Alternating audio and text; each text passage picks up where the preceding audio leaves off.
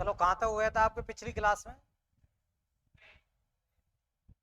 मैं ब्रेन में क्या कराया था? हम्म?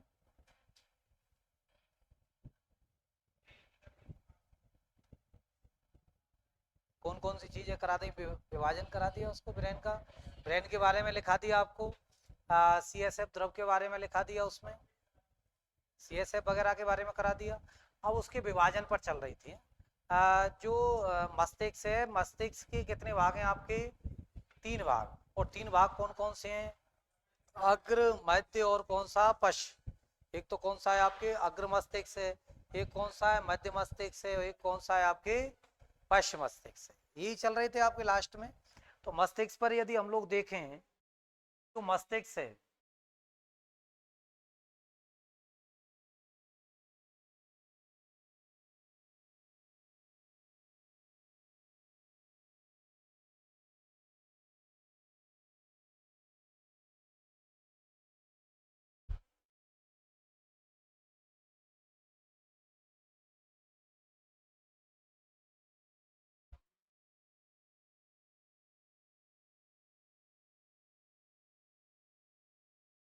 ब्रेन के बारे में हम लोग पढ़ रहे हो। इस ब्रेन में मैंने आपको बताया था कि मस्तिष्क या जो ब्रेन है उसके कितने भाग हैं आपके? 3। कौन कौन से हैं आपके? तो उस 3 जो भाग बताए थे मस्तिष्क के,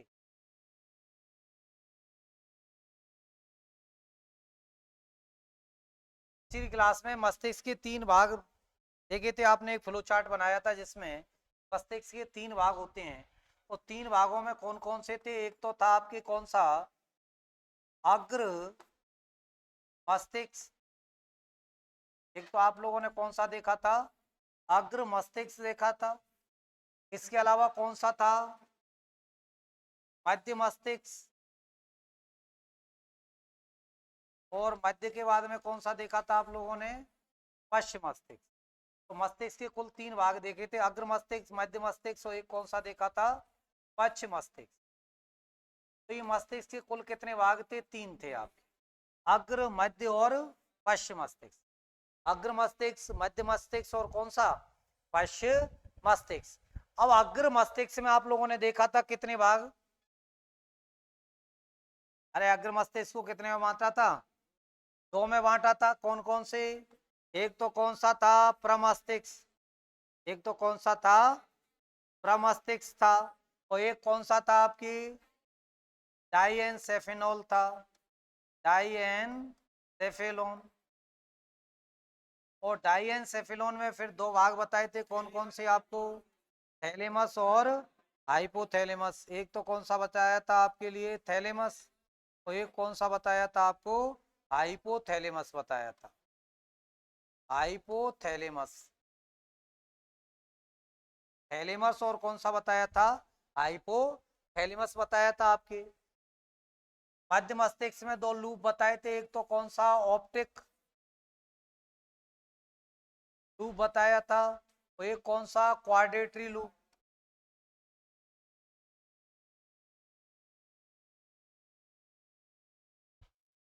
और इस पश्चिम मस्तिष्क के 3 भाग बताए थे। एक तो कौन सा बताया था? अनुमस्तिष्क। और इस अनुमस्तिष्क का नाम क्या बताया था आपको? सेरिबेलम। प्रमस्तिष्क को तो क्या कहते हैं? सेरी ब्रम कहते हैं। को तो क्या कह रहे थे आप लोग? सेरी ब्रम कह रहे थे। तो इसको क्या कहा जाता है? सेरिबेलम।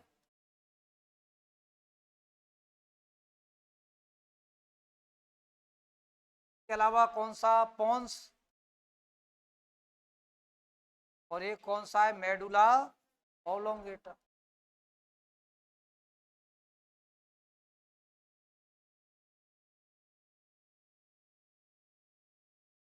क्या आप लोगों ने देखा कि इस तरह से आप लोगों ने क्या देखा था? ब्रेन का विभाजन देखा। अब इसमें हम लोग अग्र मस्तिष्क को पढ़ेंगे जिसमें प्रमस्तिष्क क्या काम करता है, थैलेमस क्या काम करता है, हाइपोथैलेमस क्या करता है, ऑप्टिक लूप क्या काम करते हैं, क्वाड्रेटरी क्या काम करते हैं, अनुमस्तिष्क क्या काम है, पोन्स का क्या काम है और मेडुला ओब्लोंगेटा का क्या काम है।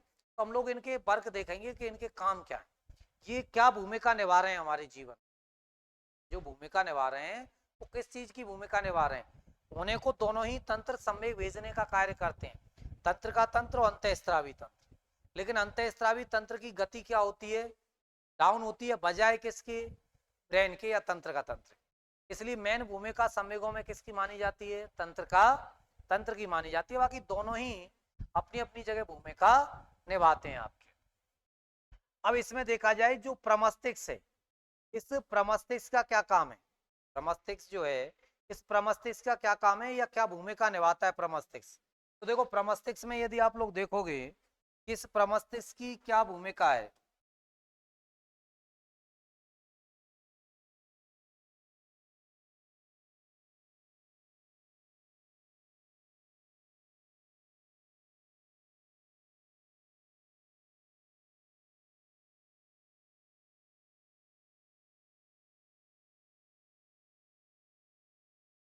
तो प्रमस्तिष्क क्या काम कर रहा है आपकी? इस प्रमस्तिष्क सबसे बड़ा भाग है। यदि आपसे पूछा जाए कि ब्रेन का सबसे बड़ा भाग या मस्तिष्क का सबसे बड़ा भाग कौन है, तो आपके आंसर क्या हो जाएगा? प्रमस्तिष्क। तो प्रमस्तिष्क क्या है? मस्तिष्क का सबसे बड़ा भाग है। एक तो ये आंसर हो गया कि मस्तिष्क का सबसे बड़ा भाग है।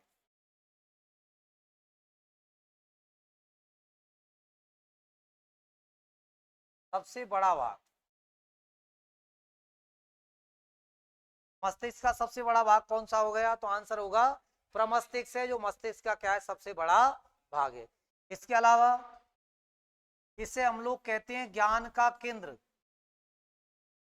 ज्ञान का केंद्र भी किसे कहा जाता है? प्रमस्तिष्क को ही कहा जाता है। तो ये मस्तिष्क का सबसे बड़ा भाग है, इसको ज्ञान का केंद्र कहा जाता है। इसमें क्या पाए जाते हैं? आपकी बलें पाई जाती हैं। इस वाले भाग में बलें पाई जाती हैं, फोल्डिंग पाई जाती हैं। तो ऐसा माना जाता है कि जितनी ज्यादा इस पर बलें होंगी, उतना ही व्यक्ति क्या माना जाता है? ज्ञानी माना जाता है। जितनी ज्यादा जितनी ज्यादा बलें होती हैं, जितनी ज्यादा बलें होती हैं,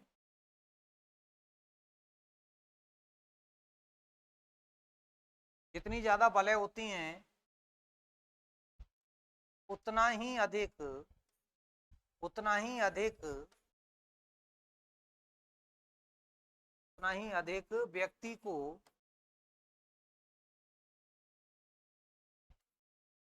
उतना ही अधिक व्यक्ति को ज्ञानी माना जाता है।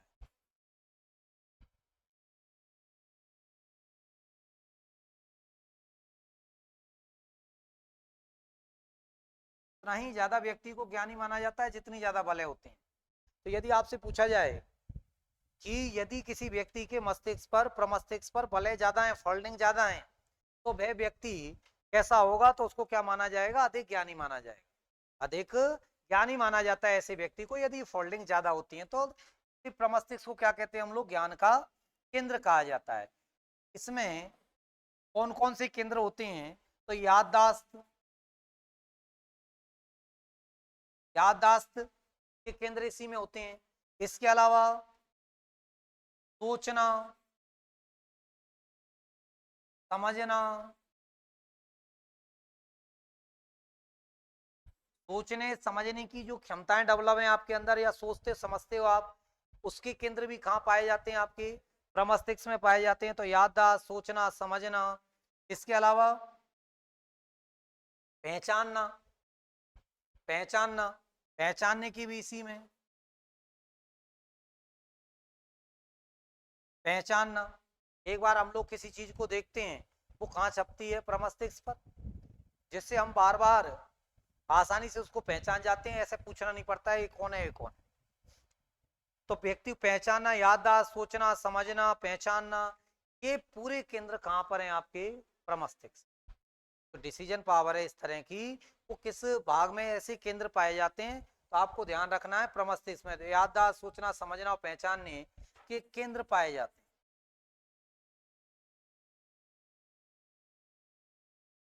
पाए जाते हैं।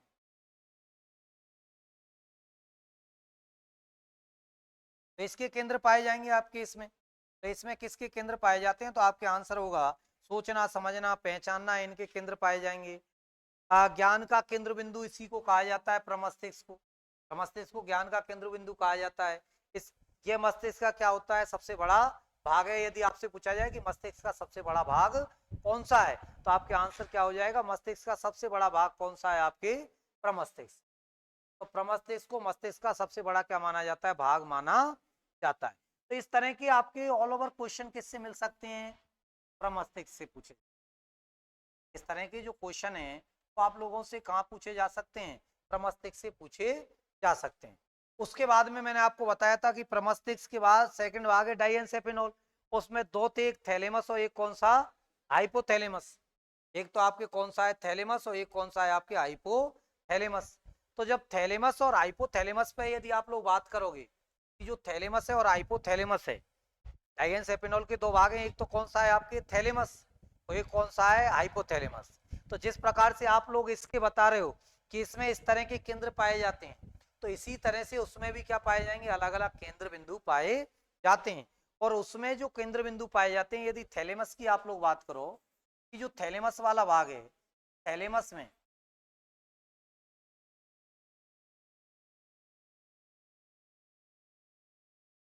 इस थैलेमस में ठंड और गर्मी के केंद्र पाए जाते हैं। ठंड व गर्मी के केंद्र पाए जाते हैं। थैलेमस में यदि आप बात करो कि थैलेमस में क्या पाए जाते हैं, तो ठंड व गर्मी, ठंड और गर्मी के जो केंद्र पाए जाते हैं वो कहाँ पाए जाते हैं, तो आपके आंसर क्या होगा, ठंड और गर्मी के जो केंद्र पाए जाते हैं वो कहाँ पाए जाते हैं, आपके थैलेमस में पाए जाते हैं, ध्यान रखना है। तो ठंड और गर्मी के केंद्र कहाँ पाए जाएंगे, तो थैलेमस में पाए जाते हैं। एक है आपके हाइपोथैलेमस।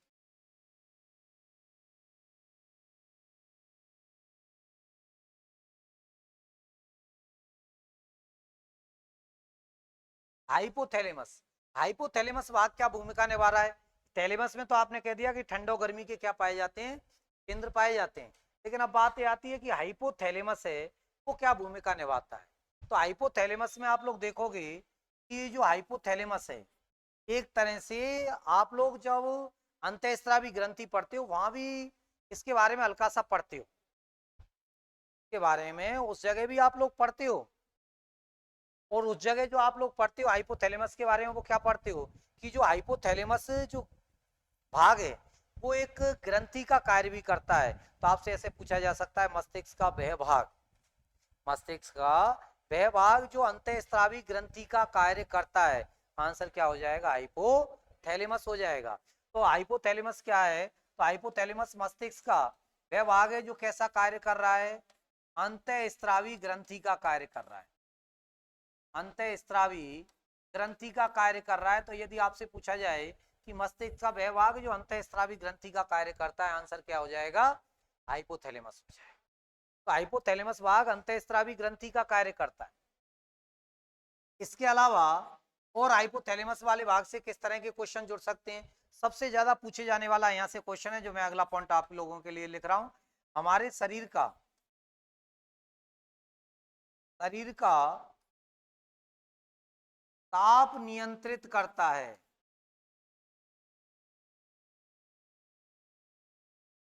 हमारे शरीर का ताप नियंत्रित करता है।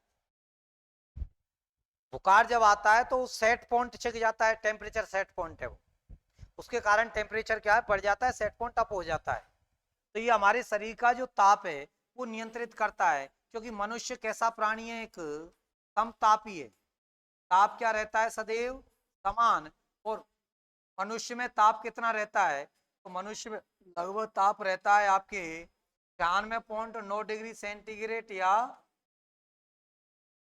33 डिग्री, अच्छा 96 बोल दिया क्या, 36.9 डिग्री सेंटीग्रेड या 37 डिग्री सेंटीग्रेड टेम्परेचर रहता है आपके किसका, मानव शरीर का रहता है आपके।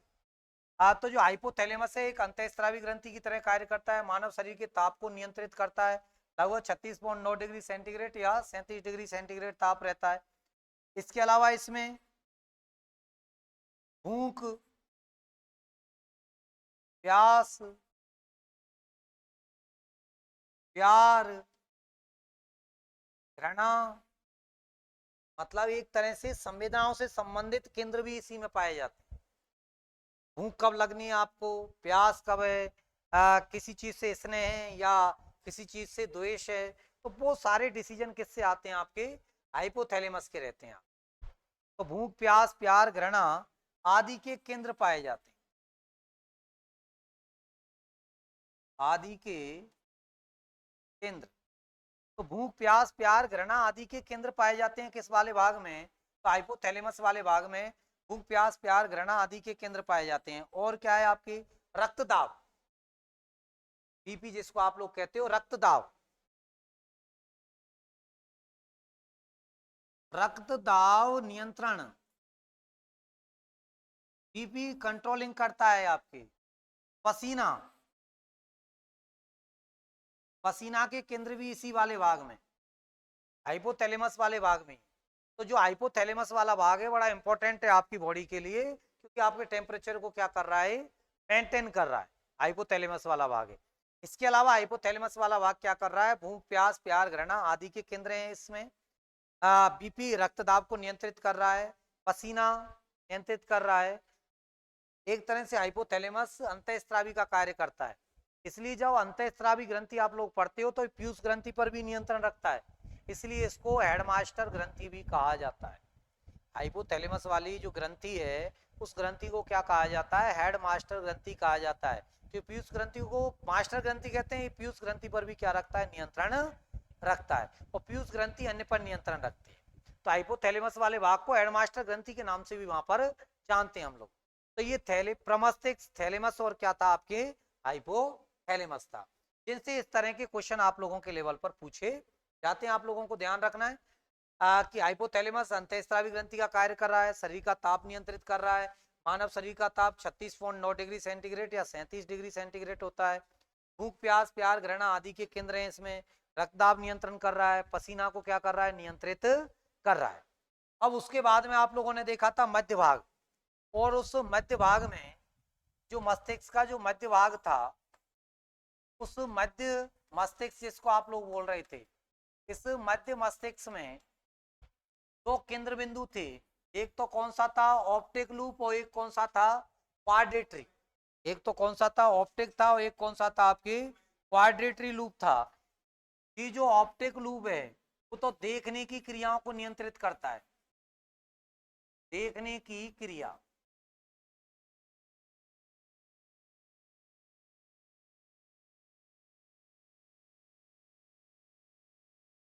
देखने की क्रियाओं को नियंत्रित करता है। तो लेकिन दूसरा जो है आपके, दूसरा है जो कौन सा, क्वाड्रेटरी, ये क्या करता है, सुनने, सुनने की क्रिया नियंत्रित, एक देखने की और दूसरा क्या, सुनने की। तो जो मध्य मस्तिष्क है इसमें देखने के केंद्र भी होते हैं और सुनने के केंद्र भी पाए जाते हैं। देखने के भी पाए जाते हैं और किसके पाए जाते हैं, सुनने की भी पाए जाते हैं। दोनों ही केंद्र बिंदु होते हैं किसमें, मध्य मस्तिष्क के अंदर। अब उसके बाद में आपके तीसरा जो है अग्र मस्तिष्क, मध्य मस्तिष्क, और तीसरा कौन सा है आपके, पश्चिम मस्तिष्क।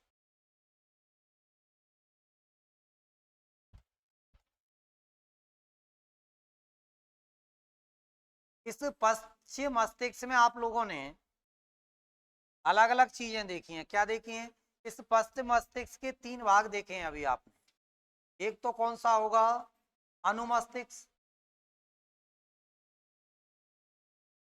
एक तो कौन सा पढ़ा है आपने, अनुमस्तिष्क, जिसको हम लोग क्या कह रहे हैं, सेरिबेलम, सेरिबेलम के नाम से जान रहे हो आप लोग। ये कौन सा है आपके, पोन्स, और एक कौन सा है, मेडुला ऑब्लोंगेटा।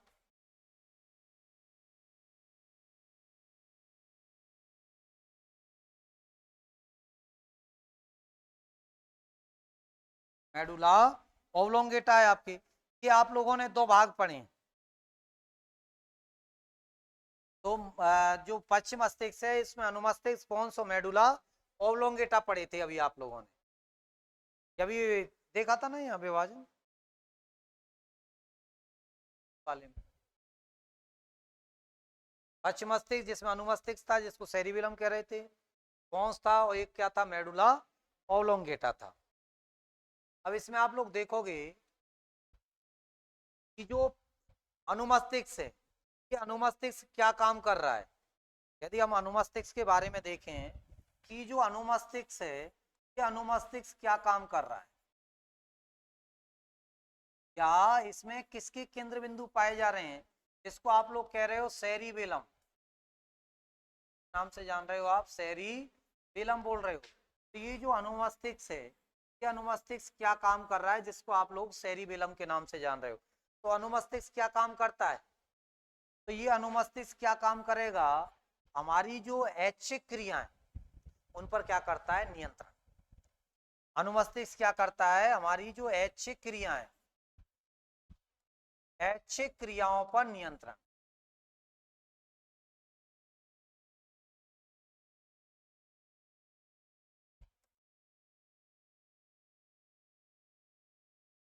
ऐच्छिक क्रियाओं पर नियंत्रण करता है। तो हमारी जो ऐच्छिक क्रियाएं उस पर नियंत्रण किसका रहता है, तो अनुमस्तिष्क का रहता है ऐच्छिक क्रियाओं पर नियंत्रण।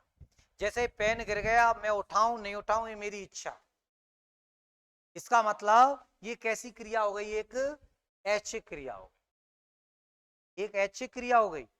लेकिन ऐसी क्रियाएं जिन पर आप परमानेंट नियंत्रण नहीं रख पाते हैं, वो कैसी हो जाती हैं, अनैच्छिक क्रियाएं हो जाती। तो ये किन क्रियाओं पर नियंत्रण रखता है, तो आपके आंसर क्या हो जाएगा, ऐच्छिक क्रियाओं पर नियंत्रण रखता है कौन, अनुमस्तिष्क या सेरिबेलम है। इसके अलावा मानव शरीर का संतुलन बनाकर रखता है, मानव शरीर का संतुलन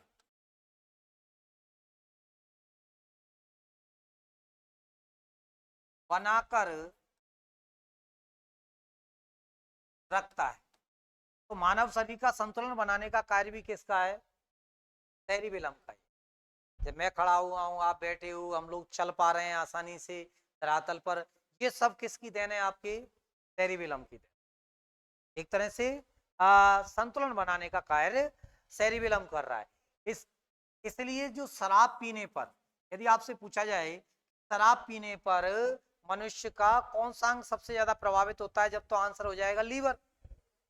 यदि आपसे पूछा जाए कि मानव शरीर का वह कौन सा अंग है जो शराब के इस्तेमाल पर प्रभावित होता है, तो लीवर होता है। लेकिन यदि मस्तिष्क का पूछा जाए कि मस्तिष्क का वह कौन सा भाग है जो शराब पीने पर प्रभावित होता है, तो मस्तिष्क का यदि आपसे पूछा जाए तो आंसर क्या हो जाएगा, सेरिबेलम या अनुमस्तिष्क हो जाएगा। तो आप लोग कह सकते हो कि शराब पीने पर, शराब पीने पर, शराब पीने पर सर्वाधिक मस्तिष्क का प्रभावित अंग, सर्वाधिक मस्तिष्क का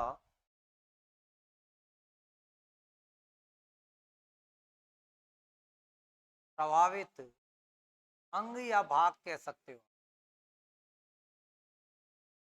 शराब के इस्तेमाल पर मस्तिष्क का कौन सा भाग सबसे ज्यादा प्रभावित होता है, तो अनुमस्तिष्क, संतुलन खराब हो जाता है। साइकिल चलाने में मस्तिष्क का कौन सा भाग सहायक है, अनुमस्तिष्क सहायक है, कि संतुलन की बात आ रही है। साइकिल है, मोटरसाइकिल है, इनमें किसकी जरूरत पड़ती है, टू व्हीलर है, उनमें संतुलन की जरूरत पड़ती है। तो आप लोग कह सकते हो साइकिल चलाने में,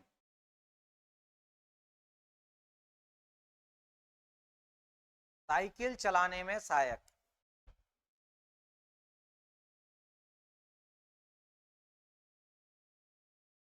तो साइकिल चलाने या मोटरसाइकिल चलाने में भी उपयोगी है या सहायक है कौन, अनुमस्तिष्क या सेरिबेलम। ऐच्छिक क्रियाओं पर क्या रखता है, नियंत्रण रखता है। मानव शरीर का संतुलन बनाकर रखता है। शराब पीने पर सर्वाधिक मस्तिष्क का भाग या अंग कौन सा प्रभावित होगा, तो अनुमस्तिष्क होगा। और साइकिल चलाने में भी कौन सहायक है, अनुमस्तिष्क सहायक। बाकी मेन रूप से किस पर आता है, ऐच्छिक। क्या क्वेश्चन कहां से निकलता है कि सब क्रियाएं कैसी हैं, ऐच्छिक ही तो हैं, क्या ऐच्छिक हैं आपकी। तो आसानी से क्वेश्चन आपको मिल सकता है कहां से, ऐच्छिक क्रियाओं से। उसके बाद में पोन्स दे रखा है और फिर क्या दे रखा है, मेडुला। पहले मेडुला ओब्लोंगेटा को पढ़ते हैं, फिर पोन्स पर चलते हैं, क्योंकि दोनों को क्या करता है, संतुलन बनाकर रखता है कौन, पोन्स। तो इसलिए पहले मेडुला ओब्लोंगेटा को पढ़ते हैं। देखो मेडुला ओब्लोंगेटा में क्या है,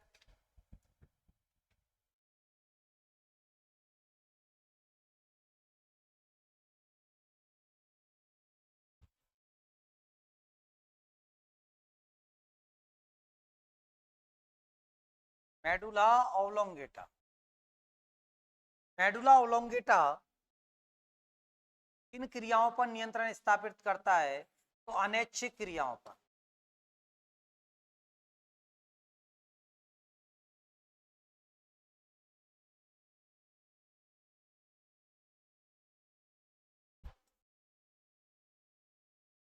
यदि आपसे पूछा जाए हमारी अनैच्छिक क्रियाओं पर नियंत्रण किसका रहता है, मेडुला ओब्लोंगेटा का रहता है। अनैच्छिक क्रियाएं जिनको आप परमानेंट नियंत्रित नहीं कर पाते, वो कैसी क्रियाएं होती हैं? अनैच्छिक क्रियाएं होती हैं। जैसे छींक का आना कैसी क्रिया है? अनैच्छिक है।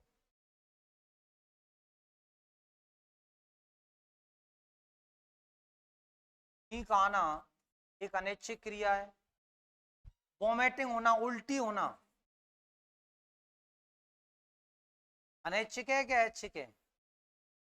अनैच्छिक क्रिया है। छींक आना, वोमिटिंग होना, खांसी,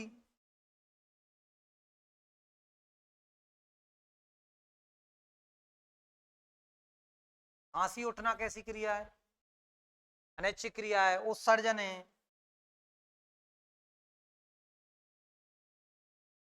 पाचन है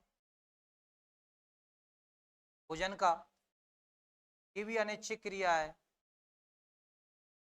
आंख की पलक का झपकना कैसी? आंख की पलक झपकना, ये भी अनैच्छिक क्रिया। तो इस तरह से हृदय की गति, हृदय की धड़कन,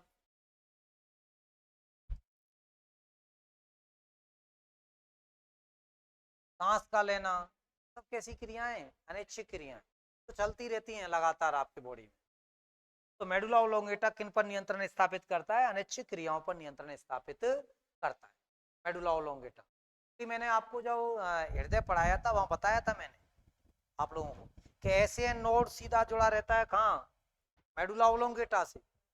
ये वही तो मामला है, हृदय की धड़कन हो, हृदय की पंपिंग हो। तो अनैच्छिक क्रियाओं पर नियंत्रण किसका रहेगा? मेडुला ओब्लोंगेटा का रहेगा। एक चीज इसमें क्या देखी आप लोगों ने? पोन्स। दूसरा भाग कौन सा है आपके? पोन्स। देखो पोन्स क्या करता है? एक रिले स्टेशन का कार्य करता है। रिले स्टेशन का कार्य करता है। मतलब ये मेन रूप से क्या काम करेगा? जो ऐच्छिक क्रिया अनैच्छिक क्रिया उनमें संतुलन बनाकर रखे। तो आप लोग कह सकते हो अनुमस्तिष्क और मेडुला ओब्लोंगेटा में क्या करता है? संतुलन बनाकर रखने का कार्य करता है। इसलिए आप लोग कह सकते हो कि ऐच्छिक क्रिया, ऐच्छिक क्रिया एवं अनैच्छिक क्रिया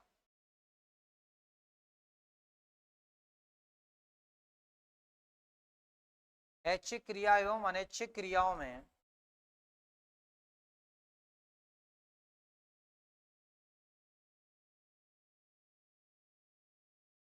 संतुलन बनाकर रखता है।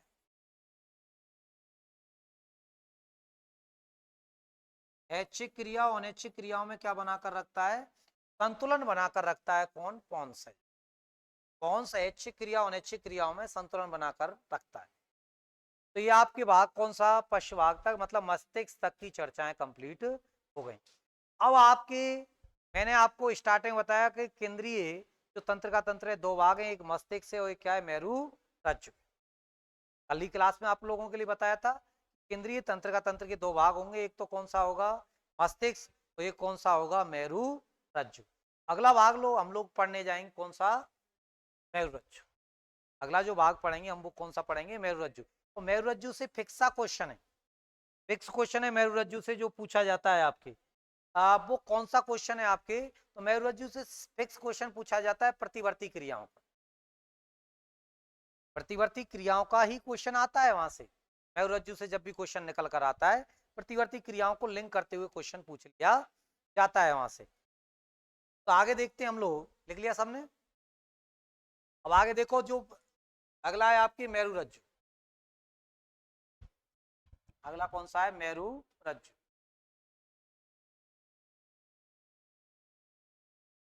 यदि आपसे पूछा जाए कि मेरु रज्जु क्या कार्य है, तो मेरु रज्जु क्या कार्य करता है? प्रतिवर्ती क्रियाओं पर नियंत्रण स्थापित करता है। तो प्रतिवर्ती क्रियाओं पर नियंत्रण लिख दीजिए, प्रतिवर्ती क्रियाओं पर नियंत्रण, प्रतिवर्ती क्रियाओं पर नियंत्रण। तो प्रतिवर्ती क्रियाओं पर नियंत्रण कौन रखता है आपके, तो मेरुरज्जु रखता है प्रतिवर्ती क्रियाओं पर नियंत्रण। प्रतिवर्ती क्रियाएं कौन सी होंगी, जो अचानक घटित हो, जो अचानक जो होती हैं वो सब क्या होती हैं, प्रतिवर्ती क्रियाएं होती हैं। जैसे अचानक शेर सामने आ गए आपके, तो आपका मुख खुल जाए, तो ये कैसी क्रिया हो गई, प्रतिवर्ती। अभी कोई व्यक्ति आपके सामने, आंखों के सामने हाथ लेकर आए या उंगली लेकर आए, तो आंखें क्या हो जाती हैं, बंद हो जाती हैं आपकी, तो वो भी कैसी क्रिया है, प्रतिवर्ती क्रिया है आपके।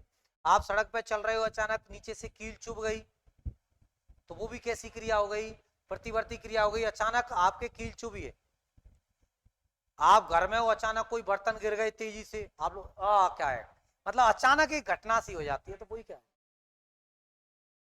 एक कोई एक निश्चित उदाहरण नहीं है, लेकिन वह क्रियाएं जो अचानक हो और आप आश्चर्य में पड़ जाएं अचानक कि हुआ कैसे, वो सब क्रियाएं क्या हो जाएंगी, प्रतिक्रियाएं। तो प्रतिवर्ती क्रियाओं पर नियंत्रण किसका रहता है, मेरुरज्जु का। तो मेरुरज्जु किस पर नियंत्रण स्थापित करता है, प्रतिवर्ती क्रियाओं पर नियंत्रण स्थापित करता है। इसके अलावा मैंने पर्दीय तंत्र का तंत्र में आप लोगों के लिए बता दिया था। पर्दीय में क्या रहता है आपके, तो पर्दीय में एक तो कपाली तंत्रिका रहेंगी, कौन सी रहेंगी, मेरु। कपाली तंत्रिकाएं कितनी, 12 जोड़ी, और मेरु तंत्रिकाएं कितनी, 31 जोड़ी पाई जाती हैं, वहां पढ़ लिया आपने। उसके अलावा स्वायत्त तंत्रिका तंत्र में बताया था, एक तो अनुकंपी और एक कौन सा, परानुकंपी। एक तो अनुकंपी और एक कौन सा, परा अनुकंपी। अनुकंपी तो क्या करेगा, ऊर्जा खर्च करवाएगा, ऐसी क्रिया करेगा। और परानुकंपी किन क्रियाओं को नियंत्रित करता है, जिसमें ऊर्जा खर्च नहीं होती है, ऊर्जा की बचत होती है आपकी। बाकी मेन रूप से जो क्वेश्चन आएगा वो केंद्र वाले पे से आएगा, केंद्रीय जो तंत्र का तंत्र है वहां से ही क्वेश्चन मिलने की पूरी उम्मीद रहती है। उन पे से तो सीधे स्वायत्त तंत्र का तंत्र तो शायद कभी क्वेश्चन देखा ही नहीं गया जनरल साइंस में, ऐसा कोई खास क्वेश्चन वहां से निकलता नहीं है आपके। अब बात आती है किसकी, आपकी, आप लोगों ने एक चीज पढ़ी थी, न्यूरॉन, क्योंकि तंत्र का निर्माण किससे हो रहा था, न्यूरॉन कोशिकाओं से। इन न्यूरॉन कोशिकाओं को आप लोग क्या बोल रहे थे, तंत्र का कोशिका, तंत्र का कोशिका, या जिनको आप लोग कह रहे थे न्यूरॉन कोशिका या तंत्र का कोशिका बोल रहे थे आप लोग, न्यूरॉन कोशिका या क्या बोल रहे थे, तंत्र का कोशिका के नाम से जान रहे थे। ये जो न्यूरॉन कोशिकाएं मैंने आपको बताया था, ये अविभाज्य सेल हैं, अविभाज्य कोशिकाएं। एक ऐसी कोशिकाएं, एक अविभाज्य कोशिकाएं, मतलब इनमें क्या क्षमता नहीं पाई जाती है विभाजन की, तो ये कैसी हैं, अविभाज्य, इनमें विभाजन की क्षमता नहीं पाई जाती है। सबसे लंबी सेलें, सबसे लंबी कोशिकाएं, मतलब इनकी लंबाई सबसे ज्यादा है। तो न्यूरॉन जो कोशिकाएं वो सबसे लंबी है, कैसी हैं, अविभाजित हैं, तंत्र का कोशिका कहा जाता है इनको। ये जो न्यूरॉन कोशिकाएं, इन पर क्या है, संवेग रहेंगे, आवेश रहेंगे, पर क्या रहते हैं, आवेश रहते हैं। तो यदि इस न्यूरॉन कोशिका को आप लोग देखोगे, तो इस तरह की स्थिति पाई जाएगी न्यूरॉन कोशिका की। जैसे ये न्यूरॉन कोशिका है आपके, इधर लिख देता हूं,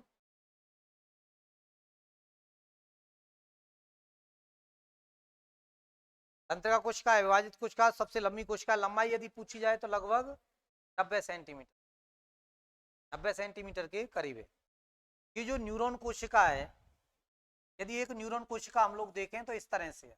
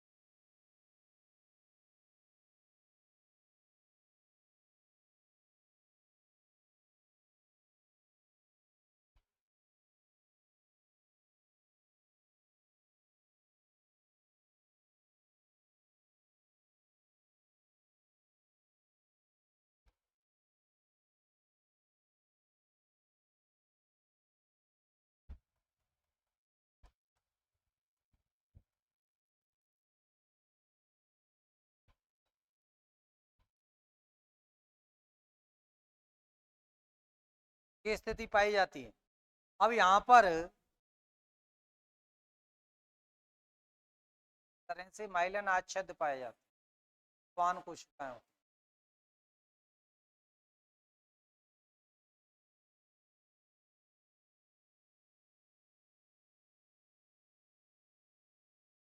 तो जो न्यूरॉन कोशिका है, इस न्यूरॉन कोशिका के 3 भाग होते हैं। एक तो साइटोन होता है जो केंद्रक काय कहलाता है, आपके साइटोन वाला भाग होता है। एक होता है डेंड्राइट्स,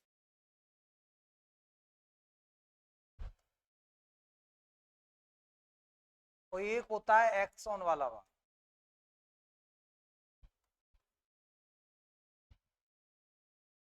ये वाला भाग है तो क्या है आपके साइटोन है, ये वाला जो है वो तो क्या है आपके साइटोन है।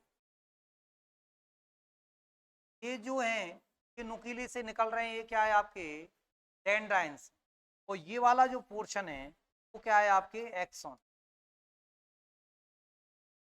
सिनेप्टिक नोड पाए जाएंगे। अब अगली जो न्यूरॉन कोशिका होगी भी यहाँ जुड़ी रहेगी नीचे। तो इस प्रकार से अब दूसरी न्यूरॉन कोशिका, एक और न्यूरॉन कोशिका यहाँ जब जुड़ेगी, इस जगह आप लोग देखोगे जब दूसरी न्यूरॉन कोशिका यहाँ पर जुड़ेगी इस जगह, एक और न्यूरॉन कोशिका जब यहाँ जुड़ी हुई रहेगी इस जगह, क्या स्थिति होगी देखो। एक और न्यूरॉन कोशिका, ये कह रहा है कि न्यूरॉन कोशिकाएं इसी तरह से जुड़ी रहती हैं, तो एक और न्यूरॉन कोशिका इस तरह से यहाँ जुड़ जाएगी ऑल ओवर से, इस तरह से। तो ये जो न्यूरॉन कोशिकाएं तो एक दूसरे से जुड़ रही हैं ऐसे। तो यहाँ खाली स्थान है जो कुछ द्रव पाया जाता है, इस वाले स्थान को एक तरह से आप लोग कह सकते हो दो न्यूरॉन कोशिकाओं जहाँ जुड़ती हैं उस वाले भाग को कहते हैं सिनेप्स। कई दफे पूछा हुआ क्वेश्चन है, कई दफे पूछा हुआ क्वेश्चन है। दो न्यूरॉन कोशिकाओं के जोड़ को लिख दीजिए, दो न्यूरॉन कोशिकाओं के जोड़ को, दो न्यूरॉन कोशिकाओं के जोड़ को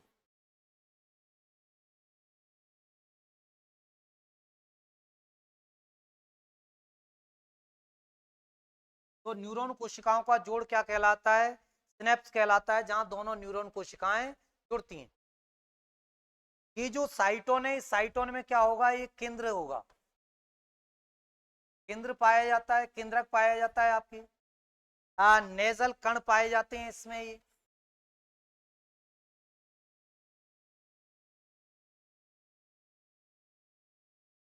नेजल कण पाए जाते हैं। ये माइलन आच्छद है आपके, एक्सोन है। अब जैसे ही संवेग आएंगे, संवेग ग्रहण करने का कार्य कौन करेंगे, डेंड्राइट्स करेंगे। तो ये तो क्या करता है आपके संवेग ग्रहण करेगा, ये वाला भाग क्या करता है संवेगों को ग्रहण करता है। अब संवेग इसने ग्रहण किए, अब संवेग ग्रहण करेगा, केंद्र केंद्रक क्या करता है, कंट्रोलिंग का कार्य होता है केंद्रक का। तो अब ये संवेग इस साइटोन वाले भाग से कहाँ जाएंगे, इस वाले एक्सोन वाले भाग में जाएंगे, फिर ये सिनेप्टिक नोडों से फिर दूसरे पर चले जाएंगे, फिर तीसरी पर चले जाएंगे, इस तरह से आगे गमन करते रहते हैं। तो ये एक्सोन भाग से फिर आगे जाते हैं, साइटोन में क्या पाया जाता है, केंद्रक पाया जाता है, नेजल कण पाए जाते हैं, किसमें, साइटोन के अंदर पाए जाते हैं आपके। लगभग कितनी कोशिकाएं, न्यूरॉन कोशिकाएं पाई जाती हैं, तो आपको ध्यान रखना है लगभग, लगभग कितनी न्यूरॉन कोशिकाएं पाई जाती हैं, तो लगभग 13 लाख के करीब न्यूरॉन कोशिकाएं पाई जाती हैं, जिनमें से 10 लाख अकेले किसमें, आपके ब्रेन में। इनमें से 10 लाख अकेले कहाँ पाई जाती हैं, ब्रेन में पाई जाती हैं कोशिका, लगभग 10 लाख के करीब ब्रेन में पाई जाती हैं। लेकिन इसको ध्यान रखना है, कई दफे आ चुका है, सिनेप्स दो न्यूरॉन कोशिकाओं के जोड़ को, या जहां दो न्यूरॉन कोशिकाएं जुड़ती हैं उसको किस नाम से जाना जाता है, तो आंसर क्या हो जाएगा, उसको सिनेप्स के नाम से जाना जाता है। जहां दो न्यूरॉन कोशिकाएं जुड़ेंगी उस स्थल को या उस स्थान को क्या कहा जाएगा, तो आंसर होगा सिनेप्स कहा जाएगा। जहां दो न्यूरॉन कोशिकाएं जुड़ती हैं उसको सिनेप्स कहते हैं हम। ये क्वेश्चन कई दफे आया हुआ है आपकी, कई दफे पूछा हुआ क्वेश्चन है, इसलिए आप लोगों को ध्यान रखना है सिनेप्स क्या है। अब उसके बाद में क्या तक कर लिया आपने। अब उसके बाद में यदि देखें कि जो संवेग है, संवेग ग्रहण कर रहा है डेंड्राइट्स, ये जा रहे हैं साइटोन में, ये द्रव है इसका, और इसके द्वारा संवेग आगे बढ़ेंगे कहाँ, एक्सोन में पहुंचेंगे, और एक्सोन से कहाँ जाएंगे, सिनेप्टिक नोडों से अगली उस पर चले जाएंगे न्यूरॉन कोशिकाओं पर। तो इस तरह से आगे तक ही क्या रहेगा, इनका गमन रहेगा। ये जो संवेग हैं, इन संवेगों का आगे तक क्या रहेगा, आपके गमन रहता है, आगे तक गति करते हैं कौन, संवेग। तो संवेग आगे तक गति करते हैं। अब इस आधार पर यदि आप लोग देखोगे तो ये जो संवेग है इनका विचरण कैसे हो रहा है, इन आयनों के रूप में संवेगों का क्या होगा, गमन होगा, या संवेग आगे किसके रूप में गति करते हैं। मैंने आपको बताया था कि जो महत्वपूर्ण जो आयन के रूप में जो कार्य होगा वो किसके रूप में होगा, सोडियम और पोटेशियम। लेकिन दोनों में से यदि पूछा जाए तो ज्यादा महत्वपूर्ण कौन सा है, आपके सोडियम आयन। ज्यादा जो महत्वपूर्ण आयन है वो कौन सा रहता है, आपके सोडियम आयन रहता है। जैसे ही आप लोग इस तरह से मार रहे हो तुरंत संवेग जहां पहुंच रहे हैं, कहां पर, आपके मस्तिष्क में पहुंच रहे हो, वहां से डिसीजन आ रहा है, आप उस जगह से डिसीजन आता है आपके। तो यदि इसके संवेगों का गमन यदि आप लोग देखोगे तो इस तरह से रहेगा आपके।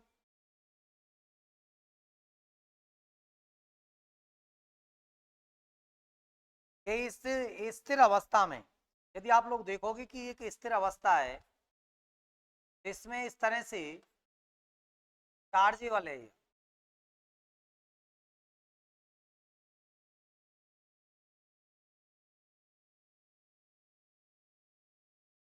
स्थिर जो अवस्था की बात करोगे तो इस तरह से क्या रहेगा, ये कोशिका है, चार्ज रहेगी, आयंस रहेंगे।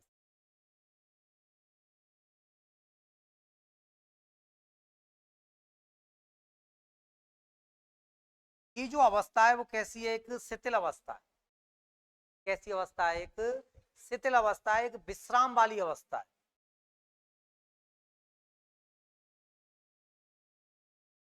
ये कैसी अवस्था है, एक विश्राम वाली अवस्था है, शिथिल अवस्था है। तो इसकी पहली अवस्था कौन सी होती है, विश्राम वाली होती है।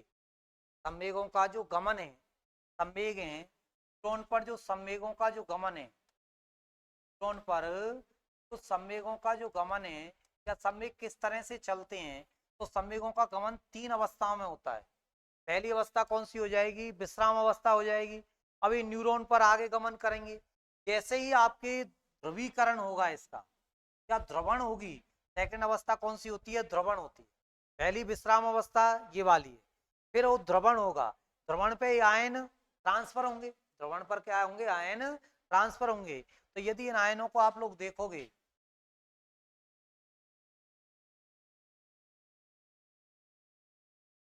तो उसके बाद में इन आयनों की स्थिति क्या रहेगी, तो उसके बाद में यदि इन आयनों को आप लोग देखोगे तो स्थिति क्या रहेगी,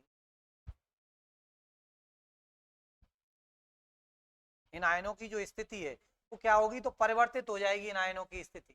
तो इन आयनों की जो स्थिति परिवर्तित होगी वो किस तरह से परिवर्तित होगी,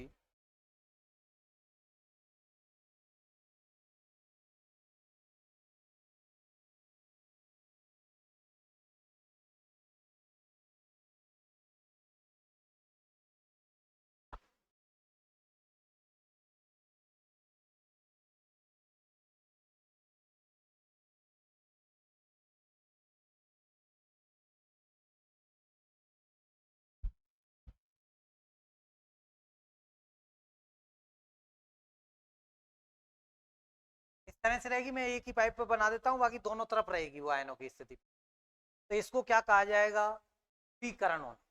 क्या कहा जाएगा, ध्रुवीकरण होगा ना। तो सेकंड जो स्टेप होगा, उस सेकंड स्टेप में क्या हो जाएगा, ध्रुवीकरण हो जाएगा, पोलराइजेशन हो जाएगा, ध्रुवीकरण हो जाएगा इस सेकंड स्टेप में। सेकंड स्टेप में ध्रुवीकरण हो जाएगा। फिर उसके बाद में क्या होगा, पुनः द्रवण होगा इसका, पुनः द्रवण होगा आपके। तो थर्ड जो स्टेप है वो किसका होता है, पुनः द्रवण का होता है।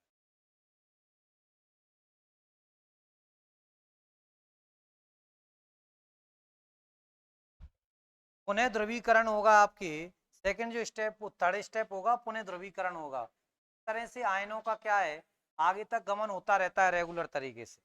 रेगुलर तरीके से आप लोग देखोगे कि आयनों का क्या होता रहेगा, गमन होता रहेगा आपके आगे, आगे आयनों का गमन होता रहेगा।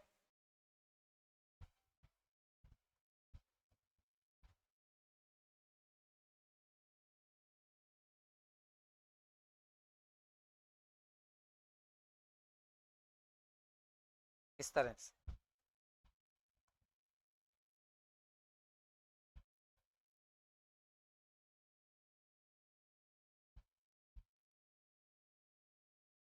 ये प्रक्रिया इस तरह से चलती रहेगी।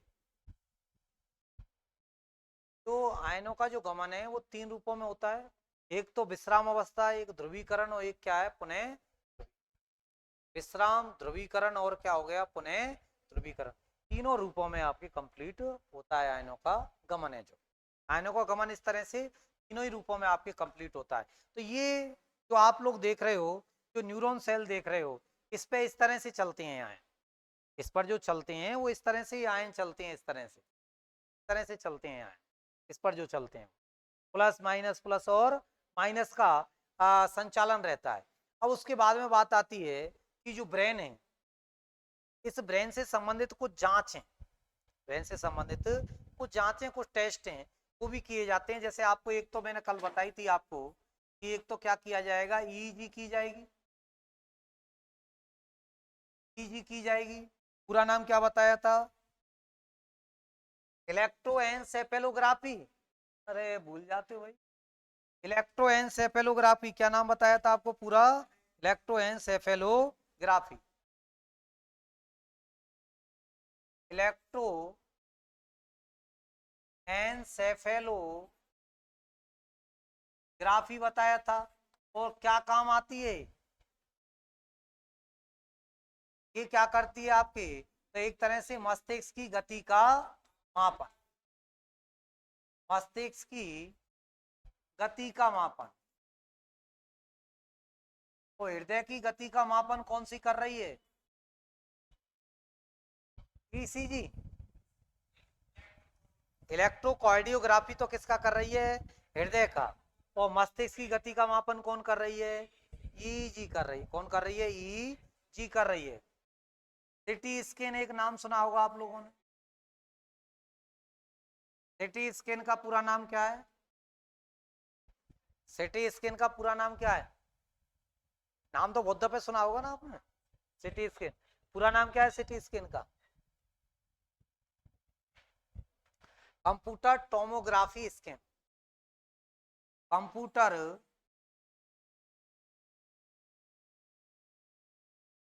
टोमोग्राफी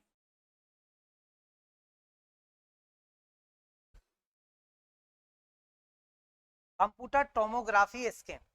सिटी स्कैन का पूरा नाम क्या है, कंप्यूटर टोमोग्राफी स्कैन है। और इससे किस चीज का मालूम चलाया जाएगा, मस्तिष्क में गांठ बन गई है, गांठ का मालूम चलाया जाएगा। क्षतिग्रस्त यदि कोई भाग हो गया है मस्तिष्क का, मस्तिष्क का क्या हो गया, कोई सा भाग क्षतिग्रस्त हो गया है, मस्तिष्क का यदि कोई भाग क्षतिग्रस्त हो गया है, तो गांठ है या कोई भाग क्या हो गया है, क्षतिग्रस्त हो गया है, तो इसका मालूम किससे चलाते हैं हम, सिटी स्कैन के सहयोग से चलाते हैं, सहयोग से चलाते हैं, सिटी स्कैन के सहयोग से चलाते हैं आपके। तो सिटी स्कैन की जाती है आपके, के अलावा एमआरआई भी तो की जाती है।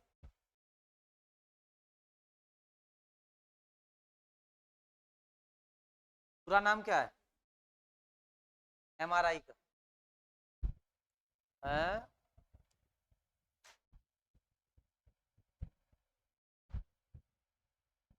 कई लोगों ने तो सर्च करना स्टार्ट कर दिया, magnetic resonance imaging, magnetic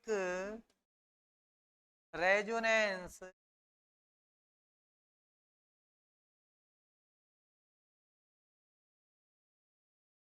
imaging. मस्तिष्क का जब क्या करना हो, विस्तृत अध्ययन करना हो, मस्तिष्क का विस्तृत